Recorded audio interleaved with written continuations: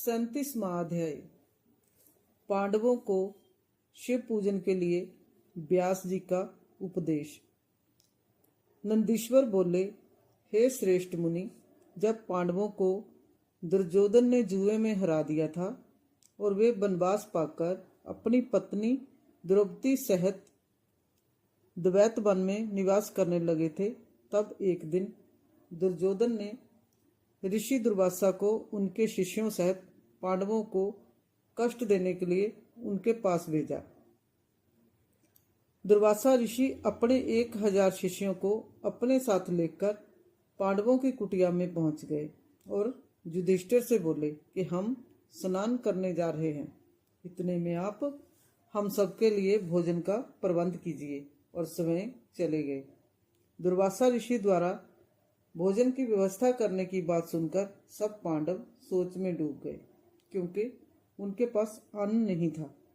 तब देवी द्रौपदी ने भगवान श्री कृष्ण का स्मरण किया और वे तुरंत वहां आ गए। वहां उन्होंने पांडवों की रसोई में बचे अन्न के एक दाने को खाया और इससे वे स्वयं भी तृप्त हो गए, और साथ ही स्नान के लिए दुर्वासा और उनके शिष्यों का भी पेट भर गया और वे वहीं से लौट गए। इस प्रकार श्री कृष्ण ने पांडवों पर आए इस संकट को दूर कर दिया। फिर पांडवों को भगवान शिव की आराधना करने के लिए कहकर वे स्वयं द्वारका चले गए। एक दिन जटाजूट धारण किए, गले में रुद्राक्ष की माला और भस्म लगाए, व्यास जी ओम नमो शिवाय पंचाक्षरी मंत्र का जाप करते हुए पांडवों की कुटिया में पधारे। व्यास मुनि शिव जी के प्रेम में मगन तेज पुंज से आलोकित थे। उन्हें पधारा हुआ देखकर पांडवों ने उन्हें प्रणाम किया और आसन पर बिठाकर उनकी पूजा अर्चना की। तब महामुनि प्रसन्न होकर बोले, हे पांडवों, तुम सत्य के मार्ग पर चलने वाले हो और सदा ही धर्म का पालन करते हो। महाराज धृतराष्ट्र ने तुम्हारे साथ पक्षपात किया और तुम्हारा राज्य दुर्योधन ने छल करके तुमसे छीन लिया। जैसा बीज बोया जाता है, अंकुर भी उसी का निकलता है।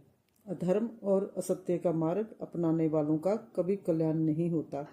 तुम सत्य और धर्म के मार्ग पर चल रहे हो, इसलिए निश्चय ही तुम्हारा कल्याण होगा। महामुनि व्यास के वचनों को सुनकर युधिष्ठिर बोले, हे नाथ, हमारे कष्टों को दूर करने के लिए कोई मार्ग बताइए। श्री कृष्ण ने हमें कल्याणकारी देवादि देव महादेव जी की आराधना करने के लिए कहा था। आप हमें शिव भक्ति का उपदेश दीजिए। युधिष्ठिर के वचन सुनकर महामुनि व्यास बोले, हे पांडवों, निश्चय ही श्री कृष्ण ने सत्य कहा है। भगवान शिव अपने भक्तों के दुखों को दूर करने वाले तथा उनकी रक्षा करने वाले हैं। तत्पश्चात व्यास जी ने उन्हें शिव जी के पूजन का विधान बताया। फिर बोले, तुम सदा ही धर्म के मार्ग पर चलना, इससे तुम्हारे कार्यों की सिद्धि होगी। यह कहकर महामुनि व्यास वहां से चले गए। तत्पश्चात व्यास जी के दिखाए मार्ग पर चलते हुए पांडव शिव जी की आराधना करने लगे। अर्जुन इंद्रकील नामक पर्वत के पास गंगा नदी के तट पर जाकर भक्त वत्सल कल्याणकारी भगवान शिव की आराधना करने लगे।